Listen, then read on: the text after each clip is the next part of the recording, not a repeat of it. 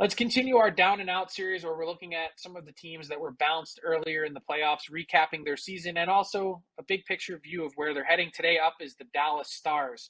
And first, atop the priority list, Matt, is the coaching search. They've got Rick Bowness, who they did not renew his contract. A lot of talk during the regular season about Rick Bowness retiring.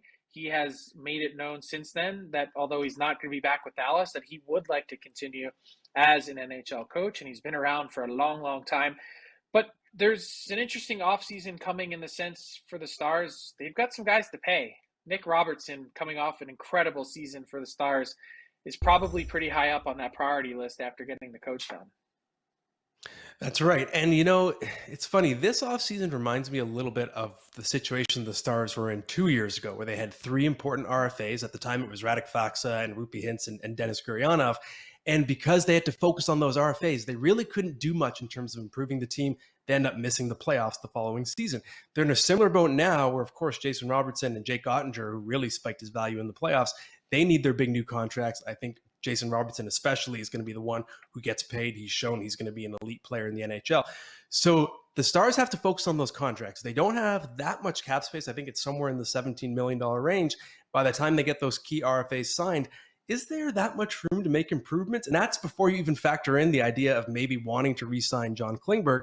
I don't think that's going to happen. I don't think it's possible. He's a right-handed shot. He's ninth in all defensemen in scoring in the past 5 years. He's going to get a big number on the open market. And you're looking at the rest of this core, and you have Jamie Benn and Tyler Seguin, who are becoming albatrosses. Let's face it. Together, that's more than $19 million. Both players have had hip surgeries. They're relatively old for their age at 30 and 32, respectively. I'm just not seeing a team that can improve easily. The RFAs are going to be priority, but is there going to be money left over to do anything else? Yeah, I totally agree. And they're not becoming albatrosses. They kind of have been albatrosses and anchors for the last little while here, giving you second and third line type production at those type of salary cap numbers. It's been a huge sticking point for the Stars, now needing to pay Robertson, probably unable to keep John Klingberg, as you mentioned. And I add all those things up, not knowing how they're going to replace those guys, or at least replace Klingberg, and say, is there a chance that the Stars take a step backwards next season? I think it's entirely possible. And you know what? I look at the Ryan Suter contract as a major mistake. And again, I think it was foresight 2020. I thought it in the moment.